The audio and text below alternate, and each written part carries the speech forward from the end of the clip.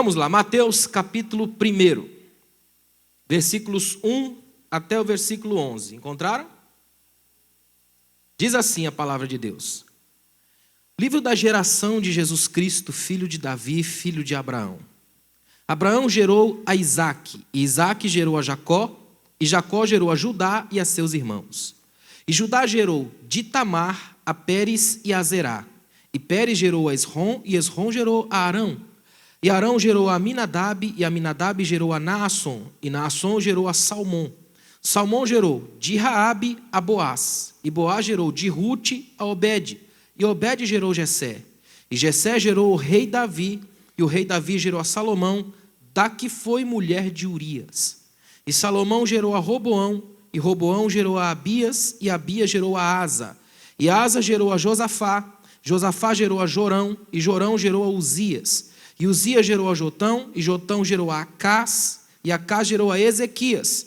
E Ezequias gerou a Manassés, e Manassés gerou a Amon, e Amon gerou a Josias. E Josias gerou a Jeconias e a seus irmãos na deportação para a Babilônia.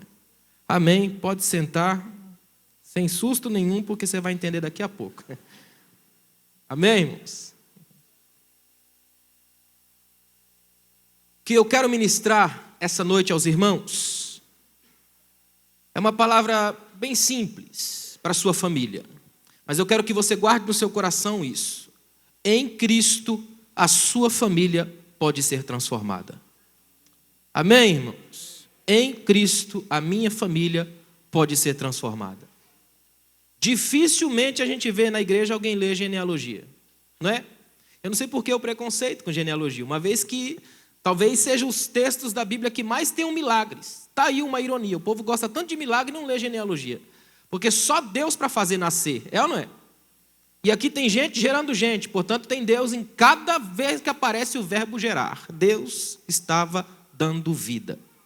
Tem vida em cima de vida aqui. Mais do que isso, esse texto é escrito por Mateus. E Mateus era publicano, cobrador de impostos. Odiado pelos judeus. Porque o judeu via o publicano como alguém que se traiu ao Império Romano, como alguém que virou as costas para a pátria em busca de lucro, sucesso fácil. Então ele é um indivíduo acostumado a lidar com olhares de raiva, acostumado a ser ignorado pelo judeu na rua, é alguém acostumado a ser visto como outro marginalizado. Então quando ele vai escrever sobre quem é Jesus, ele vai puxar a ficha genealógica de Jesus, ele não faz o que Lucas fez, por exemplo, uma pesquisa buscando um outro parente para evitar esses parentes aqui. Se você chegar na sua casa e ler a genealogia de Lucas, é um pouco diferente dessa, porque Lucas já é um indivíduo mais historiador, mais clássico. Mateus, ao contrário, ele faz questão de puxar um por um dos parentes problemáticos de Jesus. É como se ele desse um grito: vocês acham que são melhores do que eu? Vou mostrar que Cristo, o nosso Senhor, o nosso Messias, também tem uma bagagem pesada. E é isso aqui que me encanta na Bíblia. A Bíblia não é um livro que faz teatro das nossas amarguras. Ela é um livro que rasga às claras todas as nossas bagagens. É um livro que mostra em todos os seus mais terríveis ângulos as coisas que nos machucam. Eu vou dizer uma coisa a você: para todo ser humano que você encontra nas igrejas hoje, geralmente a gente tem amarguras e angústias se começar a olhar muito para trás. É ou não é? É como um irmão que chegou para um pastor nos Estados Unidos e disse: eu não gosto de falar do meu passado, porque eu tenho a sensação de que todas as vezes que eu ponho a mão no meu passado, eu machuco o dedo com algum espinho que ainda ficou lá. O outro disse para o pastor: toda vez que eu mexo no meu passado, eu tenho a sensação de que Deus escreve meu nome num papel, amassa e joga fora. Nós vivemos uma série de pessoas assim. Tem muita gente encarcerada pela culpa, pelo medo, pela ansiedade, por paranoias. Sofrem absurdamente por causa de ideias equivocadas, de mentiras plantadas pelo inimigo na mente. Tem muita gente que está sofrendo uma série de coisas por causa disso. Ao longo dos séculos, os grandes mestres da psicologia, da psicanálise, se debruçam em cima desse mistério humano, para saber de onde nós somos, por que nós somos como somos, por que agimos como agimos. Teorias e mais teorias tentando provar que a gente age por condicionamento, porque age porque é fruto do meio, age porque é influenciado por uma série de coisas. Mas a mais tremenda de todas é saber que agimos assim porque somos marcados pelo pecado. E vivemos num mundo de engrenagens pecaminosas. Isso nos atinge em todo momento. Por mais estranho que seja, a primeira história na Bíblia de irmãos morando juntos é uma história de assassinato, Caim e Abel. E como pano de fundo, o culto. Pior ainda, uma história de assassinato de crente. Não é estranho? Depois do culto, depois da oferta. Ainda hoje a gente se mata depois das ofertas. A Bíblia mostra famílias fragmentadas em todos os âmbitos.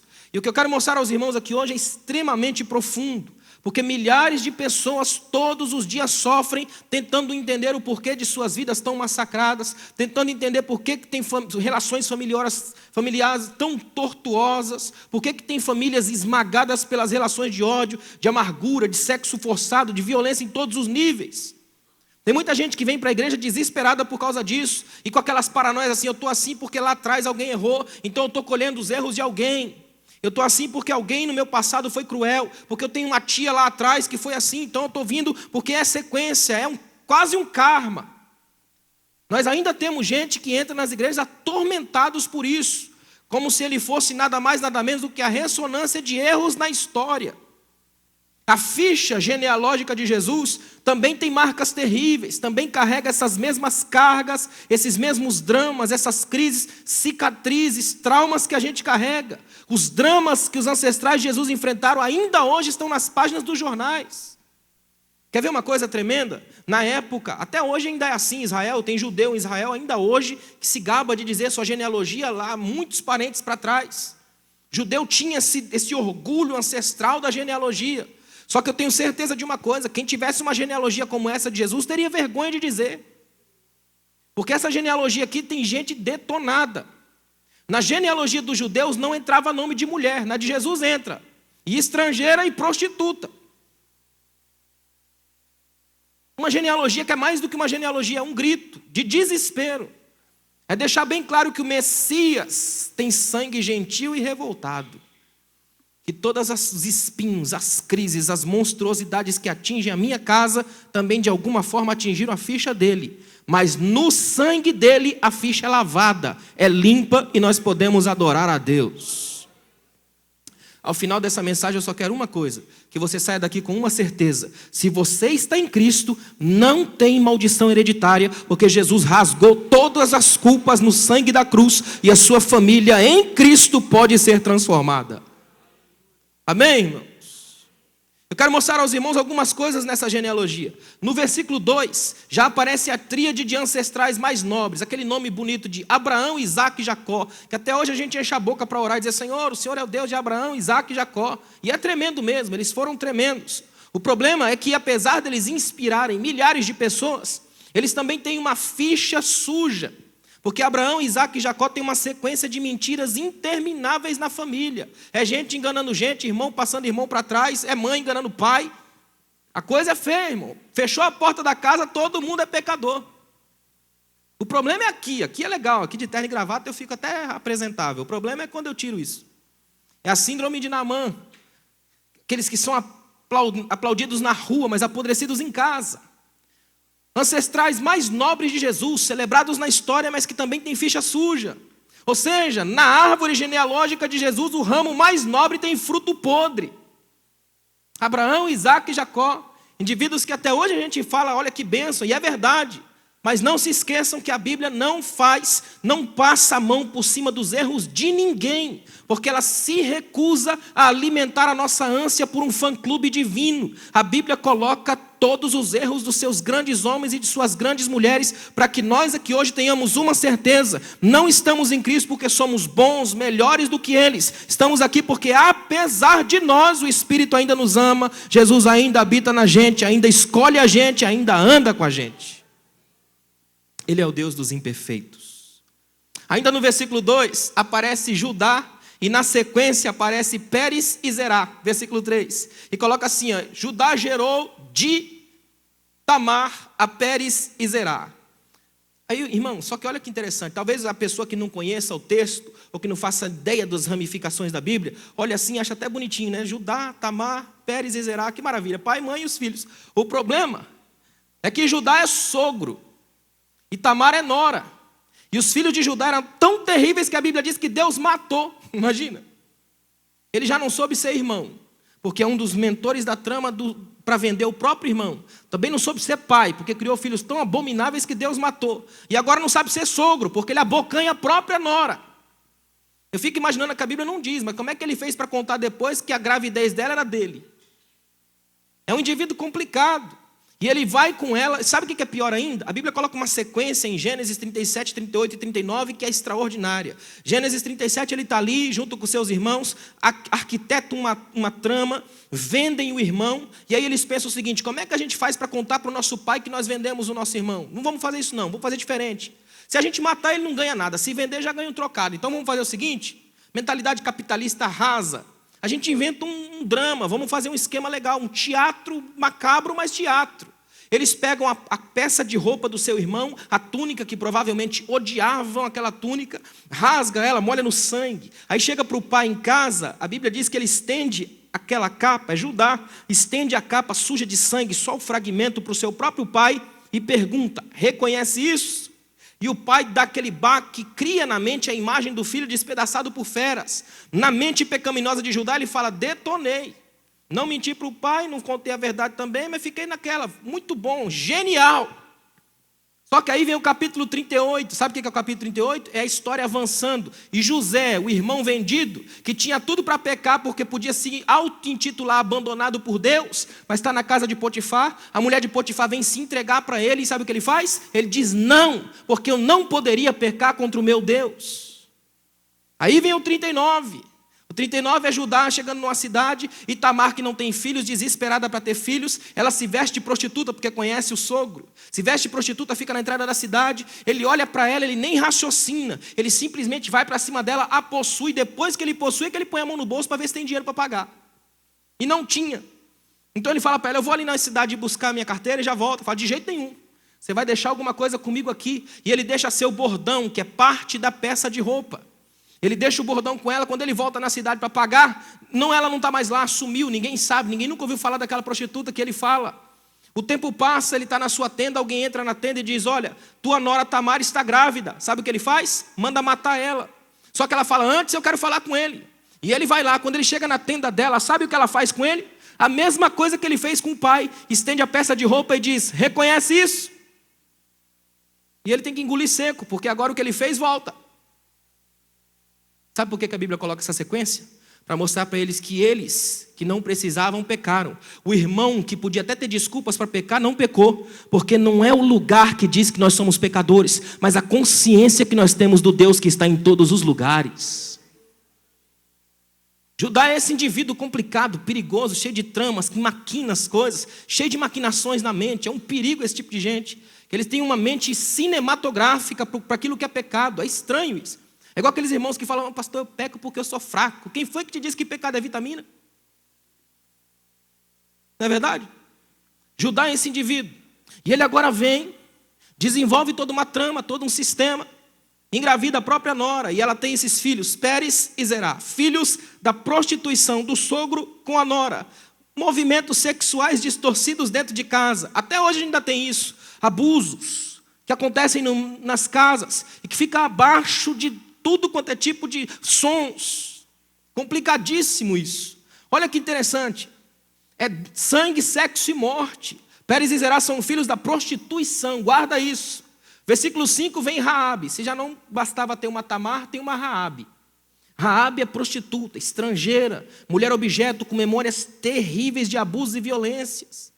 Imagina o que é essa mulher, uma mulher estranha, todo qualquer convívio que o judeu pudesse ter, uma mulher que não cabe na mesma frase o nome dela e a santidade na mentalidade judaica. Essa mulher aparece aonde? Na genealogia de Jesus.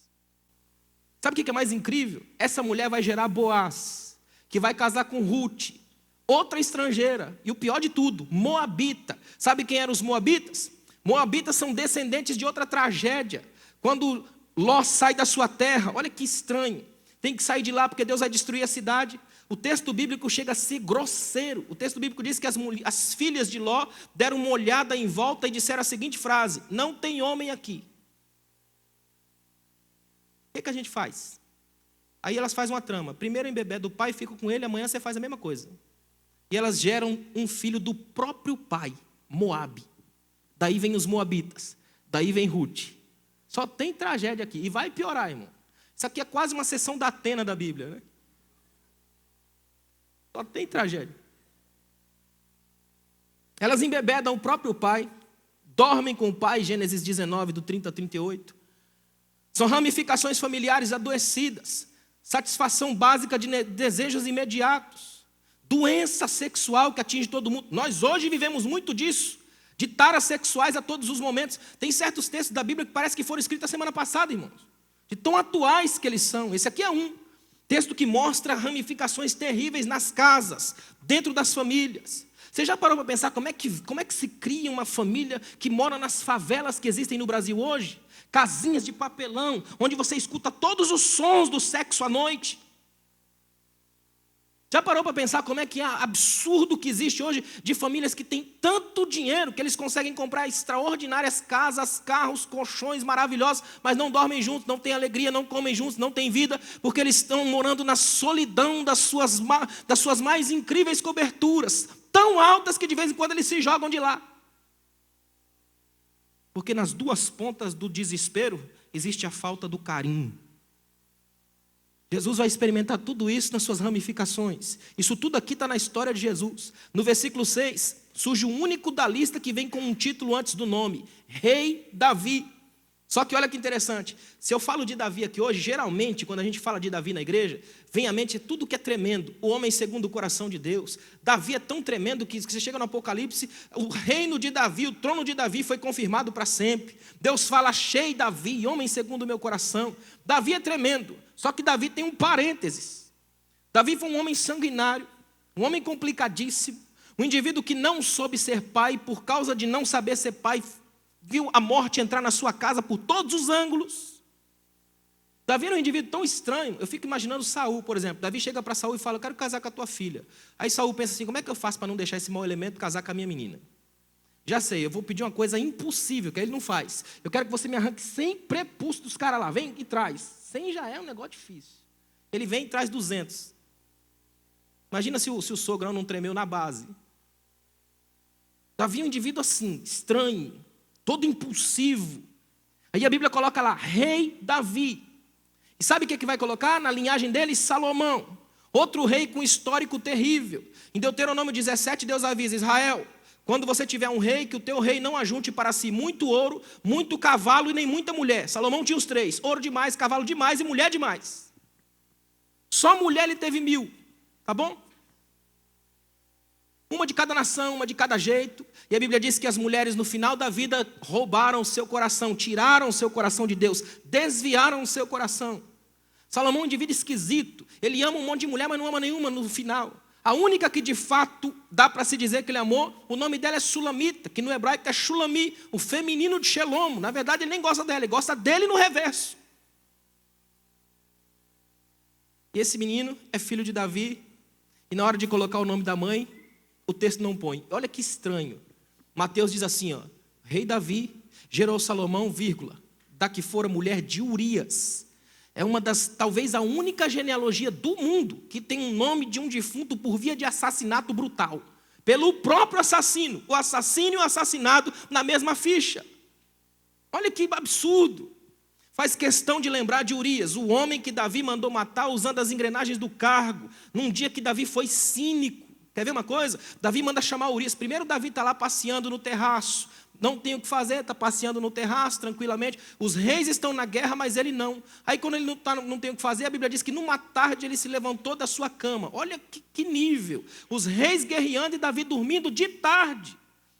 Não parece algumas pessoas que dormem de manhã, descansam de tarde e repousam à noite? Davi fez isso, de tarde, tranquilo, relax. Ele foi dar uma passeada pelo terraço. E toda vez que você vai passear, não tem objetivo dos olhos. E sem objetivo dos olhos, vai colocar os olhos sobre aquilo que não te pertence. Porque pecador, por natureza, se inclina porque é mau. Ele está dando uma voltinha no terraço, ele enxerga Batseba na casa dela, irmão. Ela não é uma oferecida na esquina, está na casa dela, tomando banho. Ela nem sabe que o olhar do rei está sobre ela. E o olhar dele vai além do olhar. Ele rompe uma barreira terrível. Do olhar ele passa para a posse. Manda chamar. E ela, na qualidade súdita do reino, não pode negar. Ela tem que ir. E chega até ele a possui e engravida ela. E aí começa uma trama das mais sujas da Bíblia. Eu preciso contar para você. Não desvia não. Bíblia diz que ele pega e manda chamar Urias. Procura informações do rapaz. Alguém chega para ele e fala assim: rei, ela é esposa de um soldado teu que está lá na guerra. Um soldado comum.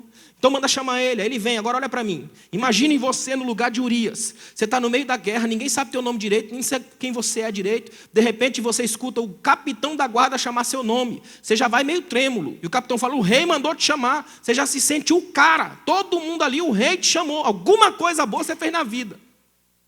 Lá vai ele voltando, quando ele chega lá, o rei o recebe com honras, com alegria, manda sentar na mesa, enche ele de vinho. E sabe o que Davi faz? Davi chega para ele e fala: vai para a tua casa e deita com a tua esposa. Uma tentativa cínica e tórrida de jogar a culpa da gravidez nele. E ainda posar de um cara da situação, que é para todo mundo falar: nosso rei é tremendo. O soldado veio aí, o rei deixou ele para casa, até engravidou a mulher, olha que maravilha, que rei abençoado, eu vou voltar nele ano que vem.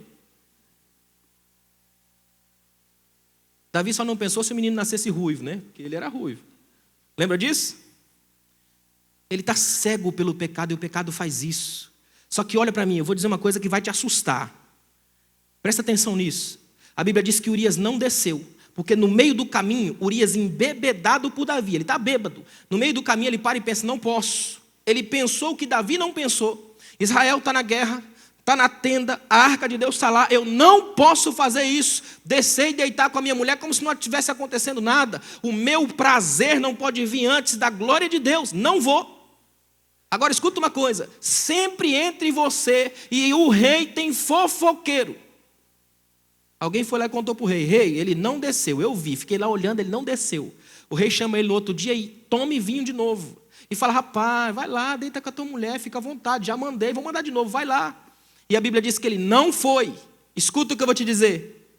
A Bíblia deixa bem claro nesse texto que Urias era um homem melhor bêbado do que Davi sóbrio. Já parou para pensar nisso? Um homem cínico. E eu louvo a Deus da Bíblia colocar esses defeitos desse jeito, que é para ninguém aqui dar uma desculpinha sagrada para mentir. Eu e você somos pecadores nesse nível. E se o Espírito não trabalhar na nossa vida, a gente é capaz, com requintes de graça, destruir os outros. Sabe o que Davi faz? Davi, ele inventa a carta-bomba. Davi é o primeiro terrorista de carta-bomba do mundo. Porque ele escreve uma carta mandando o capitão da guarda colocar Urias na frente da batalha. E ainda coloca Davi era um gênio militar. Ele ainda coloca uma nota de rodapé. Ele diz assim: quando chegar no meio da batalha, afastem-se, para que ele seja ferido e morra. Imagina. Aí enrola aquela carta, sela ela com o selo real e entrega na mão de Urias. Irmão, Urias seria capaz de matar e de dar a vida por aquela carta, porque ele não sabia o conteúdo dela. Mas ele se sentiu o homem mais privilegiado do reino, que vai levar uma carta pessoal do rei na mão do seu capitão. Imagina, ele chega lá, entrega para o capitão abre a carta, lê e dá aquela olhada de pena para ele, né? E diz para ele: olha, você foi promovido pelo rei, você vai ser da linha de frente, pelotão de elite, tropa de elite. Imagina a alegria dele: vou brigar por Israel na frente. Quando ele está no meio da batalha, onde a coisa fica complicada, eles cometeram até um erro de estratégia, chegaram perto demais do muro. Só que aí a Bíblia diz que eles se afastaram e o rapaz foi morto. E aí, numa espécie de compensação pelo erro cometido, o capitão manda chamar um homem e fala: vai lá e avisa para Davi que nós nos aproximamos demais da muralha, cometemos um erro de estratégico, mas se ele se irá, você avisa lá: morreu Urias. O rapaz chega e conta para Davi, e quando conta para Davi, sabe o que Davi faz, irmão? É uma das frases mais terríveis da Bíblia. Ele diz assim: a espada não escolhe a quem ferir. Traduzindo para hoje, ajoelhou, tem que orar. Você está na chuva é para se molhar, está na guerra, irmão, vai morrer. Só que aí Deus manda um profeta chamado Natã. Sabe o que o profeta fala para Davi? Por causa do que você fez, a espada nunca mais vai sair da tua casa. Agora ela escolhe, e escolheu a tua. E os filhos de Davi vão cair no mesmo pecado de Davi. O mesmo olhar cobiçoso que ele teve para Batseba vai Aminon, seu filho, ter para Tamar, a sua irmã. O círculo vai se fechando. Pecado sobre pecado. Dessa sujeiraiada toda é que vai surgir Salomão. O menino playboy, criado na casa do pai. Bênção, aleluia. Pede sabedoria e Deus dá. E mesmo com a sabedoria que Deus deu, ele erra. Porque é do humano escorregar e cair. Está dando para entender? Vocês estão assustados ou é impressão minha? Porque vai piorar. Olha o que diz o versículo 7. Tem Roboão. Quem que é Roboão? É o causador da divisão de Israel. 1 Reis 17, 12 ao 14. Aliás, tem uma coisa interessante. Os reis que aparecem nessa genealogia foram alguns dos reis mais corruptos, idólatras e perversos da história de Israel. Parece que são escolhidos a dedo por Deus. Só rei sujo, complicado, corrupta. Olha o que é estranho. No versículo 8 aparece a figura de Uzias. Sabe quem é Uzias? Um rei que achou que era bom demais. Feriu a santidade de Deus dentro do templo e Deus o matou de lepra. E sabe o que é mais esquisito ainda? É esse Uzias, ferido por Deus, morto pela mão de Deus, que é o queridinho de Isaías. Que Isaías vai lá no templo chorar no ano em que morreu o rei Uzias. Eu vi o Senhor assentado num alto e sublime trono. É Deus falando: Isaías, vem cá. Você quer chorar por um rei que sou eu ou por um rei que eu matei? Defina agora quem é o seu rei, porque se você definir por mim, vai sair daqui profeta, se não, sai daqui morto. Defina quem você serve. Defina que hoje quem é o rei da sua família, quem é o rei da sua casa, quem é o rei dos seus sonhos, quem é o rei das ramificações familiares.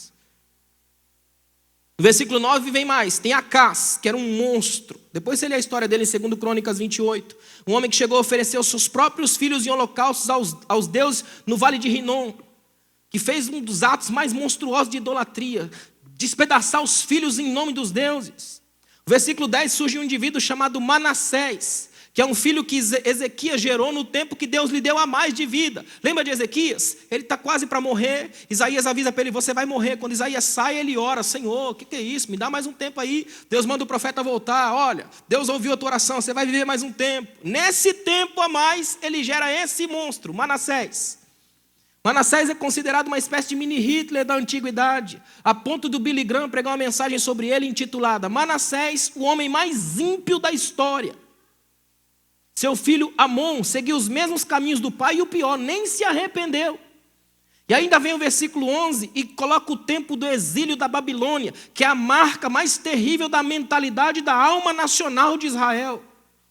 Quando Israel pensa em Babilônia, pensa na coisa amarga, na coisa difícil. É Egito e Babilônia. Até hoje são pedras no sapato da história de Israel.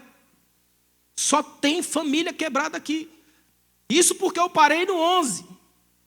E ainda tem mais uns versículos e mais uns personagens para baixo. Isso aqui não é nada de X-Men, não tem a ver com Mulher Maravilha, com Superman. Muito pelo contrário. Isso aqui parece ficha de cadeia. Aqui tem assassinato, tem crise, tem morte. Tem incesto, tem problema de tudo quanto é tipo, de tudo quanto é jeito. Isso aqui, irmão, é muito parecido com o que a gente escuta nas salas de aconselhamento de igreja. Isso aqui é muito parecido com o que os psicólogos cristãos todos os dias escutam. Isso aqui ainda é o mesmo processo humano de vida. Graças a Deus por isso. Porque aqui ainda deixa bem claro para mim e para você que há salvação para as nossas famílias. Agora, deixa eu te dizer uma coisa. Se essas teorias que existem hoje de maldições hereditárias fossem de verdade, Maria não poderia ser mãe de Jesus, porque essa ficha todinha dela é tudo puxado por Maria. Essa ficha de Mateus é puxada na história de Maria. Sabe o que significa isso daqui? Maria poderia, por exemplo, era para o anjo ter aparecido no quarto dela e falar assim: você é uma maldita. Porque na tua geração só tem quebrado, só tem destruído. E elencar nome por nome e arrebentar com ela. Mas não é isso que ele faz. Ele aparece no quarto dela com uma frase tremenda: salve agraciada. Sabe o que é isso no original? Cheia de graça. Quanto mais podre tem na tua história, mais tem lugar para a graça agir. Porque onde abundou o pecado, superabundou a graça. Você é a mulher cheia de graça. Quero que você saia daqui hoje agradecendo a Deus até pelos problemas da sua família, porque em cada um deles a graça de Deus age, em cada ramificação torta a graça pode endireitar, em cada cheiro de podridão a graça pode colocar o perfume de Cristo, em cada crise a graça pode te fazer renascer. Você já viu gente que fica todo dia atrás dessa... é uma campanha aqui, uma cruzada lá, um cruzeiro em algum lugar para dar a sensação de não encarar a vida, paliativo? Aqui que está a diferença. Maria encara o anjo e pergunta: que saudação é essa? É tremendo isso. É quase um jeito de dizer: essa saudação não tem muito a ver comigo não, você não me conhece. Se conhecesse minha história, você saberia que a minha saudação não seria bem essa aí não. Mas o anjo sabe muito bem, exatamente porque a sua família é assim, é que essa saudação te atinge. Sabe o que isso significa para mim e para você que estamos aqui essa noite? Essa saudação dele ainda atinge nós. Nós ainda estamos aqui, sabe por quê? Porque a graça de Deus conhece as nossas famílias. Deus sabe que nós somos desde lá de trás. Tem gente aqui que pode pensar, eu acho que eu vou ficar louco porque alguém na minha família ficou. Não! Aqui hoje a cruz de Cristo lava todo o seu passado. Para você ter uma ficha limpa, recomeço. Porque com a graça de Deus todo começo é possível. Salve a agraciada. O coração de Maria foi capaz de transformar tragédias em bênçãos. É preciso entender uma coisa que hoje, romper com as neuroses das maldições, os psiquismos fantasmagóricos que a gente tem, paranoias demonizantes, asfixiantes que muita gente carrega. Você precisa aqui essa noite aprender a respirar o ar de Cristo. Entender que se Cristo entrou na sua vida, as coisas velhas passaram e tudo se fez novo. Irmãos, talvez não tenha nada mais triste do que ver um cristão com Bíblia aberta, que se diz cristão, que anda com Cristo, com medo de traumas do passado. Se Cristo está em você, esses traumas vão ser trabalhados, curados, tornados testemunhos, cicatriz, tem marca, mas não dói mais, porque sarou e transformou-se em testemunho, para que o mundo saiba que Cristo agiu em você e gerou uma novidade de vida através do trauma que você tinha. Essa é a verdade da fé, é isso que a gente carrega. Sabe o que é interessante? Tem gente que fica com vamos dizer, desculpas. Não, meu filho tem uns desvios de caráter aí, mas é porque lá atrás eu fiz alguma coisa. É gente que fica com esses medos e essas paranoias, como se lá atrás, esse atrás que já passou, tivesse força para hoje. Escuta o que eu vou te dizer. Jesus não te trata como seu pecado. Ele sabe distinguir pecado de você. Lembra que a Bíblia conta a história de uma mulher que a Bíblia diz que foi pega em flagrante ato de adultério? Lembra disso? Agora olha para mim. Existe flagrante de adultério só com a mulher? Sim ou não? Pois só apareceu a mulher no texto. Sumiram com o homem. Olha que legal. Só apareceu a mulher. Aí levaram a mulher para onde? No templo. A Bíblia diz que Jesus estava dentro do templo. Levaram ela para dentro do templo, com uma vontade imensa de matar, de projetar sobre ela os pecados deles, a fúria. Então disseram, olha, Senhor, a lei manda matar, o que o Senhor quer que a gente faça? Jesus faz um ato extraordinário. Ele abaixa e começa a escrever com o dedo no chão. Mais extraordinário de tudo é que Jesus não está escrevendo uma tese, uma doutrina para que a gente lesse, porque se ele fosse fazer isso não faria no chão, porque ele sabe que o chão apaga, a durabilidade é pequena. O que Jesus está fazendo é tirando os olhos de cima da mulher. Está todo mundo olhando para o chão até hoje tentando descobrir o que ele escreveu, e ela está livre, porque Jesus faz isso, traz para perto dele, liberta dos olhares pecaminosos, da fúria dos religiosos. Como eu amo uma igreja que não olha para as pessoas de cima para baixo, mas de baixo para cima, para olhar para cima e glorificar a Deus o tempo todo, sabendo que é de lá que vem a nossa salvação, porque mesmo por todos os lados cercados, o Espírito Santo sabe agir no nosso coração. Escuta uma coisa, se você está aqui hoje oriundo de relações familiares distorcidas, se você teve parentes terríveis, crises absurdas na família, saiba de uma coisa que hoje, em nome de Jesus, você pode dizer e assumir aqui hoje a mesma postura de Maria. Eis aqui o teu servo, cumpra-se em mim segundo a tua palavra. A partir de mim a coisa vai mudar, porque Cristo que está vindo aí vai rasgar as fichas e eu vou estar livre. É por isso que eu acho tão tremendo, se houve tanto problema na crise nas famílias de Jesus, Jesus vem quebrando um por um desses problemas depois. Se Davi era um indivíduo sanguinário, Jesus vem da linhagem dele, mas vem para que tenham vida e vida em abundância. Se há problemas familiares em todos os tempos, Jesus vem só consertando famílias. Onde ele passa, ele vai abençoando pai, mãe, filho, libertando os adolescentes endemoniados. É um Deus que entrou na ramificação familiar, porque ele sabe que veio de uma suja, portanto veio para limpar. Você está aqui essa noite porque Jesus já limpou a sua ficha. E hoje você é livre para adorar a Deus, para glorificar o nome dEle, para ser feliz, porque o seu Deus trabalha nas ramificações da sua família. O seu Deus trabalha no seu passado. Ele rompe os mecanismos de perversidade.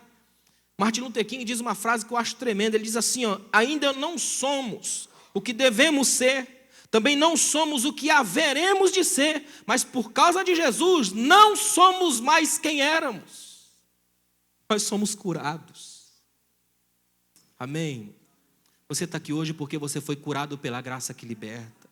Você está aqui hoje porque Jesus conhece a sua vida de um ponto de vista do Deus que trabalha os corações.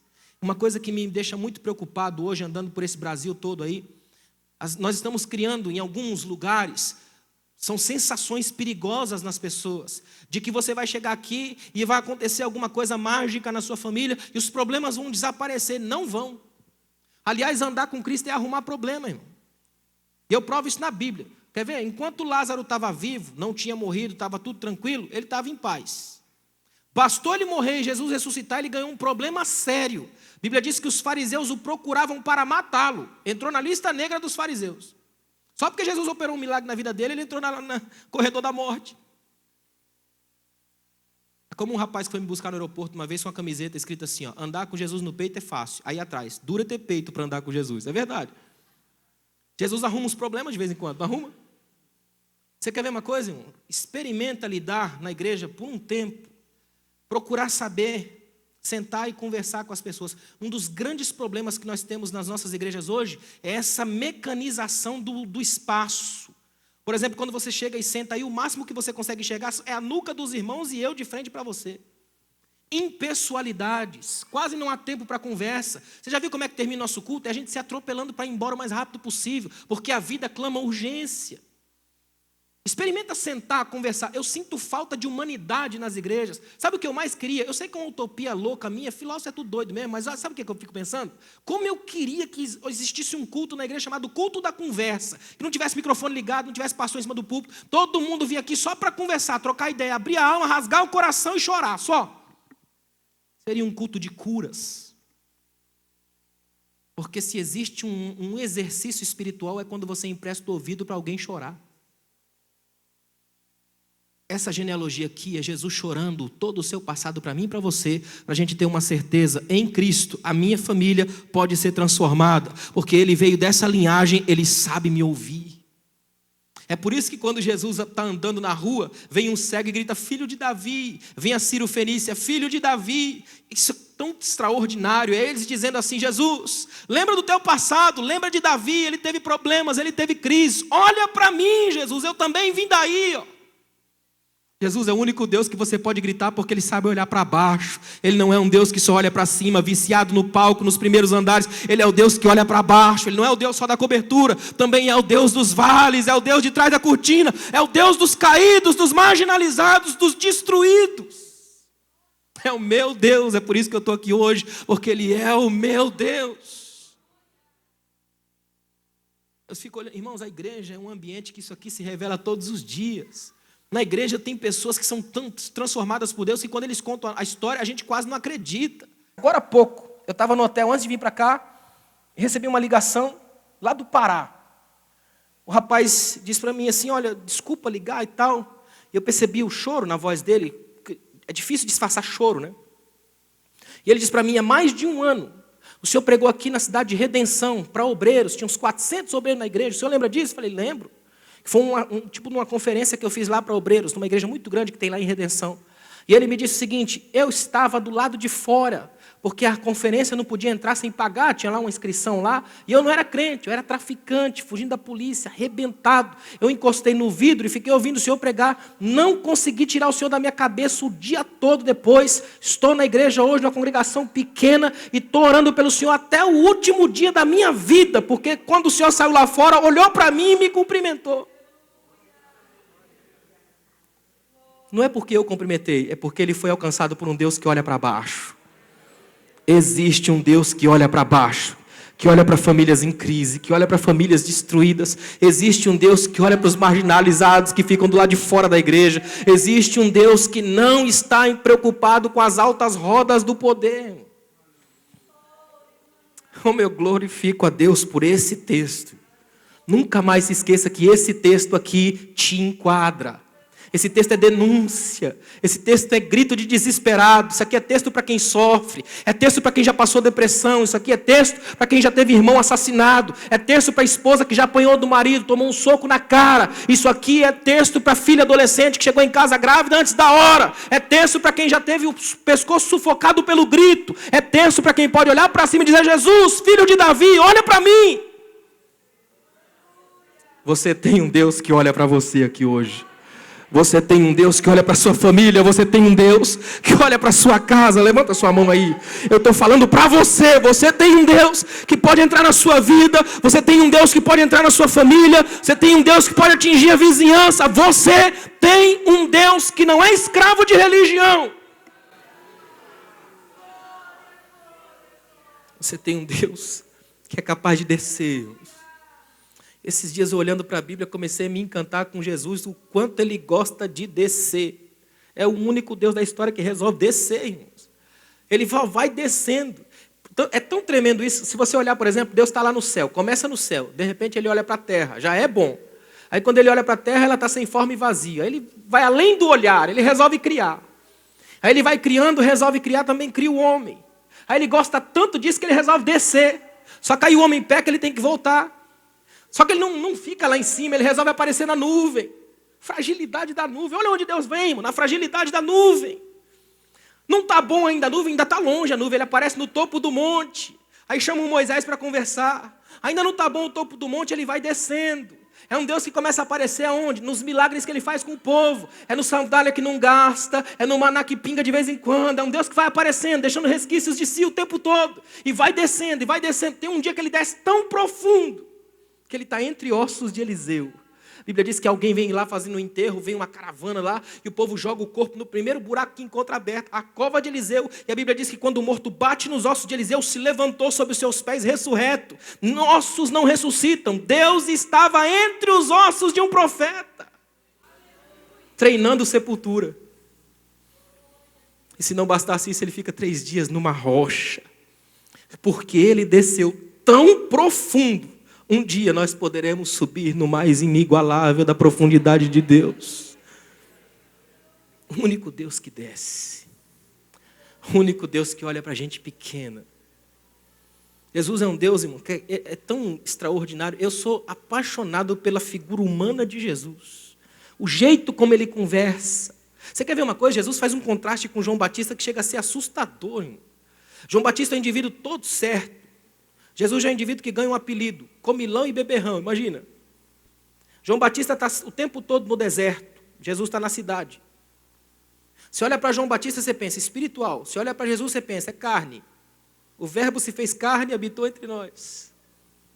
É impressionante. Os dois são como se fossem modelos. Um ainda é uma lembrança de um tempo onde a religiosidade era maior. E Jesus vem como um Deus que se estabelece tirando ranços de espiritualidade pragmática, que fecha, que asfixia, viciada em ternos e gravatas, e leva um Deus que chama a gente para perto.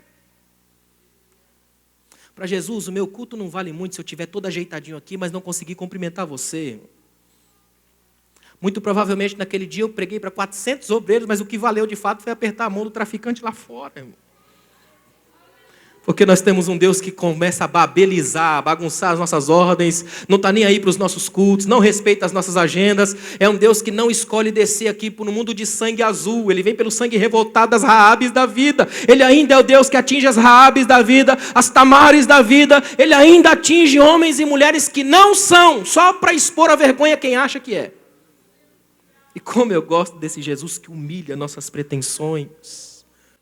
Estou dizendo tudo isso para terminar com uma frase para você aqui hoje. Em Cristo, a sua família pode ser transformada. E você é o homem e a mulher que vai levar essa verdade para dentro do seu lar hoje. E dizer, a partir de hoje eu creio. Seja qual for o problema na minha casa, não é maior do que o sangue de Jesus. Seja qual for a crise, não é maior que o sangue de Jesus. Seja qual for o pecado, não é maior que o sangue de Jesus. Fica de pé, por favor. Adorando a Deus, adorando a Deus. Agradeça a Ele, agradeça, só agradeça. Agradeça a Jesus porque Ele é fiel, Ele é soberano. Ele é o Deus da sua vida, Ele é o Senhor da sua história. Quantas histórias a gente vê na igreja de pessoas transformadas. Pessoas alcançadas pela graça de Deus. Eu quero pedir a liberação do pastor, que eu sinto de Deus. Eu não sou muito de fazer isso, mas eu sinto que algumas pessoas foram impactadas tremendamente diferente por essa palavra. Eu quero que você, se tiver coragem, venha até aqui à frente, eu quero orar com você. Quem sabe hoje o Espírito Santo não esteja fazendo uma coisa revolucionária na sua família. Só Deus conhece as ramificações, só Deus conhece a vida, só Deus conhece o que a gente traz na história, só Deus sabe o que você traz no seu passado, só Deus sabe o que aconteceu na sua vida, mas Deus também sabe o que pode fazer a partir de hoje. Deus é especialista em transformar fracassos em glória. Deus é especialista em revolucionar a nossa vida. Jesus está falando para você aqui hoje. Você não é a ovelha negra da família. Você não é o problemático da sua família. Você não é a pessoa fracassada da sua casa. Você é o homem e a mulher que Deus elegeu para neste tempo revolucionar a sua casa. Jesus está chamando você para um novo tempo. Feche os seus olhos. Deixa o Espírito Santo te dar um abraço aqui agora, tremendo, daquele que faz seu coração queimar. É Jesus dizendo para você: eu te amo, eu nunca esqueci de você, eu te chamei desde o ventre da sua mãe, eu sei quem você é, você não é um susto para mim.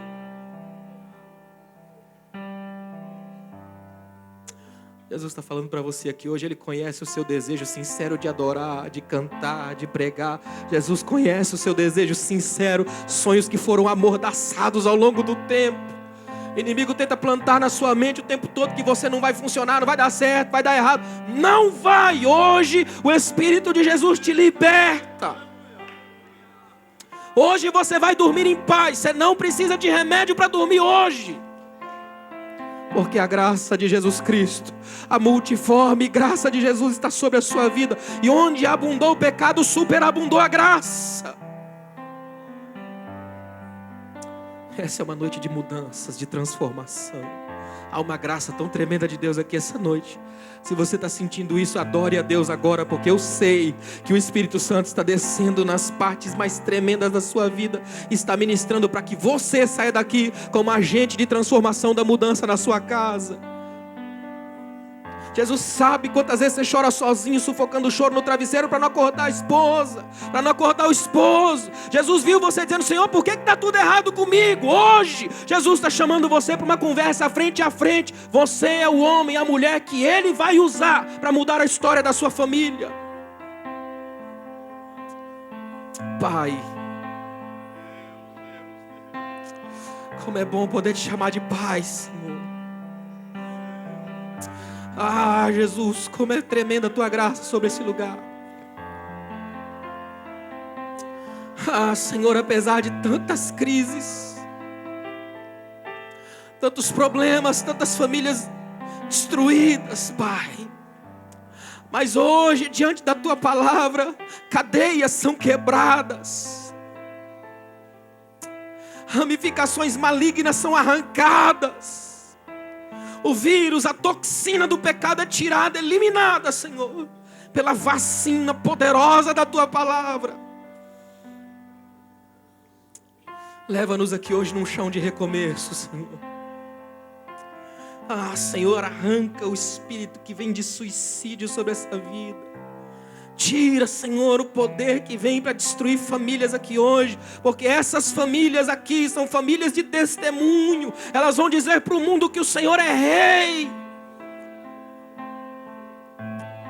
Assina um novo começo aqui hoje, Jesus. Que a Tua palavra desça no coração dessa Tua serva, Pai, desse Teu servo que chora aqui hoje, dessa Tua filha, Pai, com tantos problemas, com tantas perguntas, com tantas crises. Que essa noite seja a noite de mudanças. Que seja a noite mais extraordinária da vida deles. Para a honra e a glória do Teu soberano nome, Jesus. Amém.